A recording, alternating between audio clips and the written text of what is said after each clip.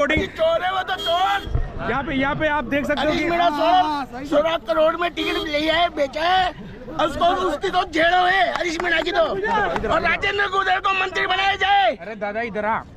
हाँ कुछ बोल रहे थे भाई साहब। कह रहे हैं कि हरीश जी मीणा तो चोर है, हम तुम 16 करोड़ में टिकट को बेचा है कैसी मीणा को। अच्छा। और नरेश मीणा को अगर टिकट मिलता तो आराम से जीतते। आप कहाँ से हो वैसे थोड़ा सा बताओगे? हम टॉक से जैन समाज से, मनोज जैन नाम है मेरा। आप हरीश चंद्र मीणा जी के काम और उनके बारे में क्या बोलना चाहते? कुत्ता आदमी है वो तो, ठीक है, और सांसद से भी इस्तीफा दे देना चाहिए।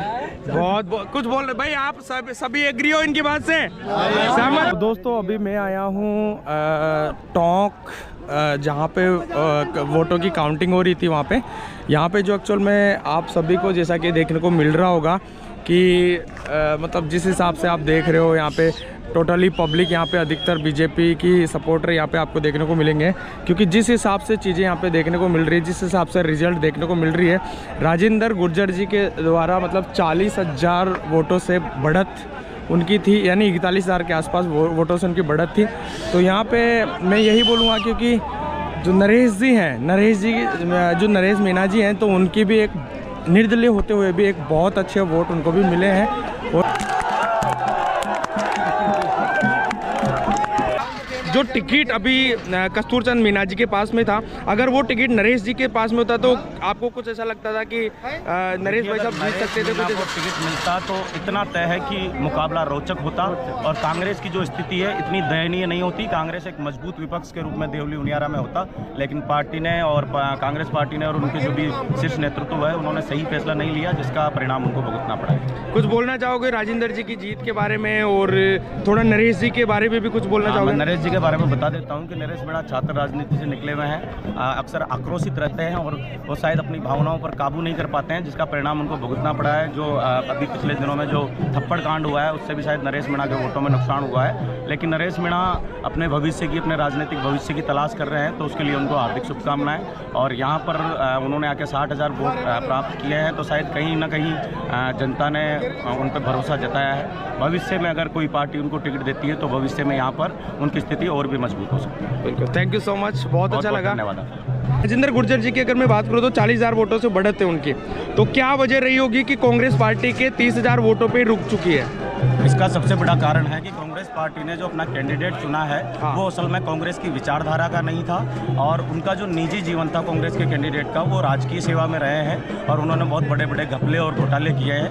तो उनको जो टिकट मिला है, जैसा कि सुनने में आ रहा है और जनता बता रही है, कि वो अपने पैसों के दम पे, अपने पाप की जो कमाई थी और जो भ्रष्टाचार की कमाई थी उसके दम पे वो टिकट लेके आए हैं, इसलिए जनता ने उनको सिरे से नकार दिया और इसलिए कांग्रेस को इतने कम वोट मिले हैं। और इसका सीधा सा मतलब यह है कि यहाँ से जो सांसद है हरीश मीणा, उन्होंने पैसे लेके जो टिकट दिया था, और उसके बाद अब आगे हरीश मीणा भी अगर दोबारा से देवली उनियारा में भविष्य में चुनाव लड़ते हैं तो उनका भी यही हाल होने वाला है। बिल्कुल। और राजेंद्र जी गुर्जर चुनाव जीते हैं, उसके पीछे सबसे बड़ी वजह है कि राजेंद्र जी एक सादगी और जमीन से जुड़े हुए नेता हैं, जनता के बीच में खासे लोकप्रिय हैं और सदैव जनता के हितों को ध्यान में रखते हैं। कभी भी कोई आम आदमी या अनजान व्यक्ति भी अगर उनको फ़ोन करता है तो उसकी सुख बुद्ध में साथ देते हैं, उसके सुख दुख में साथ देते हैं, उसके सुख दुख में भागीदार बनते हैं। इसलिए और हमारे जो प्रधानमंत्री है आदरणीय नरेंद्र मोदी जी, उनका जो विजन है 1947 में देश को विकसित देश बनाना और जो गरीबों के लिए जो कल्याणकारी योजना है, तो उसके दम पर राजेंद्र जी गुर्जर की जीत हुई है। साथ में ही कार्यकर्ताओं ने अथक और बरकस प्रयास किया है, जिसकी वजह से बीजेपी को ये प्रचंड जीत हुई है।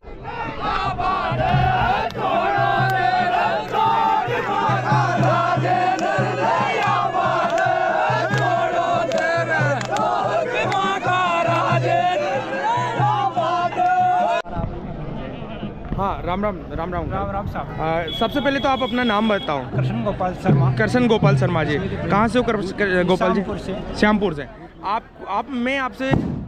वैसे क्योंकि अभी साइड से बोल रहे थे कि आप कांग्रेस के आदमी थे पहले ना, फिर अब बीजेपी में आ चुके हैं, आप क्या वजह रही होगी ऐसी कि एक्चुअल में आप कांग्रेस को छोड़कर बीजेपी में ज्वाइन किया आपने? हरीश जी मीणा हाँ सांसद है, हाँ, उन्होंने कार्यकर्ताओं की सुनी नहीं। अच्छा, कार्यकर्ताओं की नहीं सुनी? कोई नहीं, उनकी मनमर्जी की। अच्छा। और जो भी कार्यकर्ता उनके पास उनको निराश ही लौटाएगा ये। अच्छा अच्छा। कार्यकर्ता का एक भी काम नहीं हुआ और उनको पैसे से मतलब है, कार्यकर्ता उससे कोई मतलब नहीं। अच्छा, आप कांग्रेस में थे, आपको हर एक चीज़ आपको पता भी है। हाँ, सब पता और है मेरे को। बिल्कुल, उसके अलावा आप क्या बोलना चाहोगे इस चीज़ में, क्या मतलब आपकी क्या माइंडसेट है कि एक्चुअल में अभी कांग्रेस को जिस हिसाब से इतनी बुरी हार जो नज़र आई उसकी क्या वजह रही होगी? उसने हरीश जी मीणा ने 8 करोड़ रुपए टिकट के लिए और टिकट भेज दिया कस्तूरी चंद जी मीणा को। अच्छा। इस वजह से हार का सामना करना पड़ा। आपको ऐसा लगता था कि कोई लोकली क्षेत्र का जो किसान वर्ग से आता हो, नंबर दूसरी बात जो कांग्रेस पार्टी के लिए काम भी कर रहा हो, अगर उसको टिकट दिया जाता तो 100% जीत होती आपके को? 100% जीत, है ना। आप नरेश मीणा जी के बारे में क्या बोलना चाहोगे कि जिस हिसाब से उन्होंने 60,000 वोट लिए निर्दलीय प्रत्याशी होने के बावजूद भी, आपको ऐसा लगता है कि नरेश मीणा जी अगर उनके पास टिकट होता तो क्या वो जीत पा?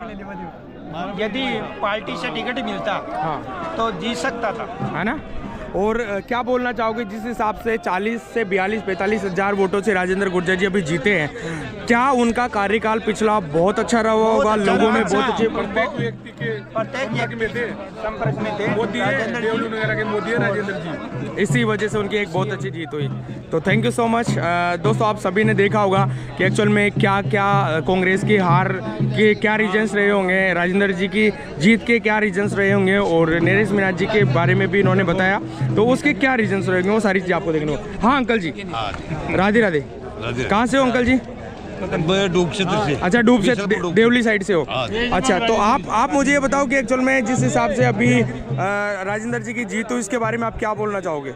उनकी जीत तो मतलब वो उनका मतलब आधी रात को भी उठ के मतलब कार्यकर्ता का फोन करना, अटेंड करते हैं ना? और अटेंड करना और हर कार्यकर्ता से मिलकर रहना, जब भी याद करो जब भी वो वहाँ जरूर पहुँच जाते हैं। एक चीज़ मैं पूछना चाहूँगा कि आपके डूब क्षेत्र उस बिसलपुर बांध के पास में गांव भी है बिसलपुर, जिसमें पानी की बहुत ज़्यादा दिक्कत है, जबकि बिसलपुर बांध पास में होते हुए पानी की बहुत ज़्यादा दिक्कत है। आपको ऐसा लगता है कि राजेंद्र जी आने के बाद में वो सारी फैसिलिटी हो जाएगी? सही, बिल्कुल हो जाएगी, क्योंकि हमारे यहाँ पर पानी के तो मतलब जो कन्हैया लाल जी है वो खुद ही है, जो इसलिए वो सक्रिय है क्षेत्र के अंदर। काका जी को मैं भेज दूंगा, इंटरव्यू ले लेंगे। ठीक साहब, ठीक। अच्छा, हाँ। तो और काका जी, मैं एक चीज़ और पूछना चाहूँगा कि जिस हिसाब से अभी कंटिन्यू वहाँ पे वोट क्या एक तरफा रहे हैं या फिर कैसे क्या रहे हैं? बिल्कुल एक तरफा रहे वोट, एक तरफा, बिल्कुल बीजेपी की तरफ। लेकिन एक्चुअल में प्रचार प्रसार जब चल रहा था, जिस हिसाब से प्रचार प्रसार चल रहा था, तो वहाँ से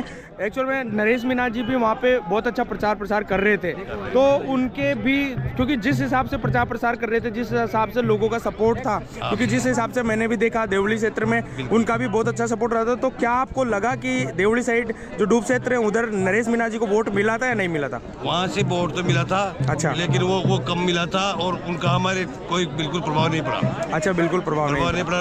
उनको जानती नहीं थी नरेश जी को, हम तो राजेंद्र जी के अलावा, क्योंकि पहले 5 साल पहले भी रहे हुए हैं। हाँ, तो जनता की सेवा पहले भी कर चुके हैं, तो राजेंद्र जी के अलावा हमारे परिवार के सदस्य जैसे। अच्छा, परिवार के सदस्य जैसे है राजेंद्र गुर्जर जी। आपको क्या रीजंस रहा, मतलब क्या कारण रहा होगा कि कांग्रेस की हार इतनी बुरी हुई? आप क्या कारण रहा होगा? राजेंद्र जी की छवि का, राजेंद्र जी व्यक्तिगत छवि। अच्छा, और उसके अंदर है जो हमारे मंत्री जी है, जलदायी मंत्री जी कन्हैया लाल जी, हाँ, हीरा लाल जी, उनका अच्छा सहयोग रहा, सहयोग अच्छा रहा, शत्रुघ्न जी का अच्छा सहयोग। लेकिन उनका एक वीडियो भी ऐसा सामने आया था, गांव वाले गांव में पानी की प्रॉब्लम थी। नहीं, वो भाई पूछना, आप देखो, हाँ, मैं उन्होंने अभी तो कोई घोषणा की नहीं। अच्छा, काम चल रहा है, अभी तो कोई घोषणा की नहीं। अब जब ये आचार संहिता हटेगी, हाँ, तब जो भी काम करवाना जो करवाएंगे हम लोग कार्यकर्ता जाके, सब कुछ करेंगे। नहीं, जिस हिसाब मतलब आपको ऐसा लगता है कि पूरा हो जाएगा ना? पूरा हो जाएगा। अब तो राजेंद्र जी आगे तो होगा, पूरा विश्वास है कि कन्हैया लाल जी हमारे दोनों मंत्री का हाथ है। इधर साइड आओ, ये पूरा विश्वास है कि हमारी कन्हैया लाल जी झूठले मंत्री नहीं है। अच्छा, और हीरा लाल जी भी झूठले मंत्री नहीं है, बिल्कुल। और बिल्कुल राजेंद्र जी भी सच्चे सच्चे सिपाही है। आप डूब क्षेत्र से ही हो? बिल्कुल, बिल्कुल। बहुत देवली उनियारा के अंदर हमारी जो ईसामपुर बूथ है, ईसामपुर ग्राम पंचायत, वहाँ से सबसे ज्यादा लीड मिलती है। ईसामपुर ग्राम पंचायत ईसामपुर ग्राम पंचायत से नासिर सबसे ज्यादा हाई पावर। अभी भी 1500 वोटों की लीड मिली है। बहुत बहुत बढ़िया। पिछली बार भी 1500 वोटों से लीड थी और भविष्य में रही। तो दोस्तों जैसा कि आप सभी को यहाँ पे देखने को मिला हुआ कि डूब क्षेत्र के जो वोट थे वो भी अधिकतर राजेंद्र जी गुजर जी के पक्ष में ज़्यादा आए थे। इनका कहना यह भी है कि नरेश मीणा जी को भी वहाँ से वोट मिले थे क्योंकि एक्चुअल में क्योंकि उनका जो प्रचार प्रसार था उसके अकॉर्डिंग भी, लेकिन जो बड़े बड़े जो एज्ड लोग हैं उनका कहना है कि हम उनको बहुत कम जानते थे, अच्छे से नहीं जानते थे। इस वजह से हो सकता है ये भी एक वजह रही हो कि उनको भी एक वोट मतलब इतने ज़्यादा नहीं मिल पाए हो। Thank you so much.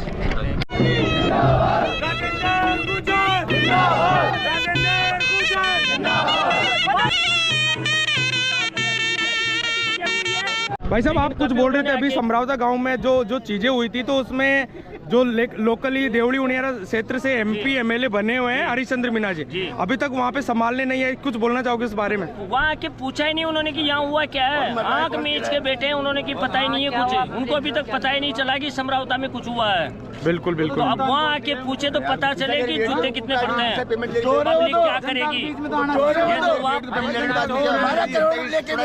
भाई पब्लिक के बीच में आने के बाद पता चलेगा ये तो क्या होगा। छोटा मोटा कांड थोड़ी था ये, छोटा मोटा बहुत बड़ा कांड था। समाज के लोग मिलने आना चाहिए ना। इसका जवाब इनकी मीणा समाज ही दे देगी। बिल्कुल। मीणा समाज ही उनका जवाब उनको अपने का पता क्या हुआ है, पत्र का जवाब दे देगा। दोस्तों जैसा कि आपको देखने को मिल रहा है समरावता गांव में जो अभी थप्पड़ कांड भी हुआ था और वहां पे जितने भी लोकली गांव के लोग थे, सर्व समाज के लोग, क्योंकि एक्चुअल में उनके साथ में बहुत बुरा हुआ था भाई, एक बहुत निंदनीय घटना थी। उसके बारे में भी भाई साहब बोल रहे हैं कि ये बात सही है। वो चाहते तो ना तो थप्पड़ कांड होता ना कुछ होता। उन्होंने अगर उनकी पहले ही समरावता गांव की मांग थी कि हमें उनियारा में जोड़ दिया जाए, अगर वो चाहते तो पहले जुड़वा देते या कुछ अगर वो बात करते या कलेक्टर से कुछ करते तो सारा निकल सकता था। लेकिन वो चाह यही रहे थे, चाह रहे थे कि कांड हो कुछ, कि नरेश मीणा के हाथ से कुछ कांड हो और ये बस काम। लगभग 1 साल तो उसको सांसद बने हुए हो गया ना। हाँ, बिल्कुल, अगर वो चाहता तो क्यों नहीं होता। हाँ, ये बात सब काम होता, पहले भी विधायक नहीं ये बात तो बिल्कुल। 5 साल विधायक रहे। नरेश मीणा की लापरवाही थी वहाँ। और एक नंबर दूसरी बात एक चीज और, क्योंकि वहाँ पे मिलने के लिए जो बेसला जी हैं वो भी वहाँ पे गए हैं और उन्होंने इलाज भी करवाया। बढ़िया किया, बहुत अच्छा किया उन्होंने। और मैं खुद ये बोलना चाहूंगा दोस्तों कि मीणा समाज जैसे कि वहाँ पे विजय सिंह बेसला जी ने जिसे लोगों की वहाँ पे परवाह की, लोगों को वहाँ पे इलाज दिया, तो भाई मीणा समाज भी क्योंकि इंसान को जानता है कि कोई भी हो, किसी भी समाज का हो, जो इंसान साथ में खड़ा है उसका सहयोग करेगा। और ये यहाँ की लोकल पब्लिक का भी कहना है, ये बात भी सही है जी। तो दुख सुख में जो बात करेगा, दुख सुख में अगर पूछेगा उसको पब्लिक वोट देगी। हाँ, ये बात के घर रखने तो कोई नहीं आएगा, केवल सहयोग में गए, दुख में काम आए ना उसी को जानते हैं। और नेता भी वही होता है, नेता भी वही होता है।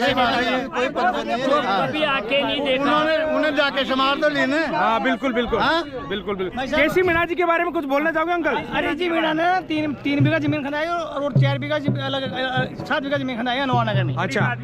गरीब लोगों की खरीदाई है। अच्छा। 10 बीघा बसवा जमीन नहीं थी, उसकी भी जमीन खरीदाई। अच्छा, काय में बेची? मतलब कोई रोड वोड बन रही थी उसमें? खेल मैदान बनाए थे, पावर हाउस बनाया हुआ था। अच्छा, तो उसका मुआवजा मिला है नहीं मिला? नहीं मिला सर, गरीब आदमी शिवाजी की जमीन थी जो कौन सी, और वो लखपति के पास सरपंच के पास मौका 50 बीघा जमीन थी, उसमें खेल मैदान नहीं बनाया। अच्छा, बहुत अन्याय किया है कांग्रेस ने। आप किस क्षेत्र से आते हो? देवड़ी साइड से? नहीं, अनुवानगर है, उनियारा साइड से। उनियारा साइड पब्लिक के साथ 6 साल धोखा हुआ है। धोखा के अलावा कोई बात हुई नहीं। सरकार ने पूरा अन्याय किया। अच्छा, आप पाइका पंचायत से आते हो ना? दोनों भाई चोर है, हरीश मीणा भी चोरदार है, छोटा वाला भी चोर है, दोनों भाई चोर है। केसी मीणा के बारे में आप जानते हो कुछ? केसी मीणा जी जानते हो तो देखा ही नहीं सर। नमन नारायण भी चोरदार, ये भी चोर है।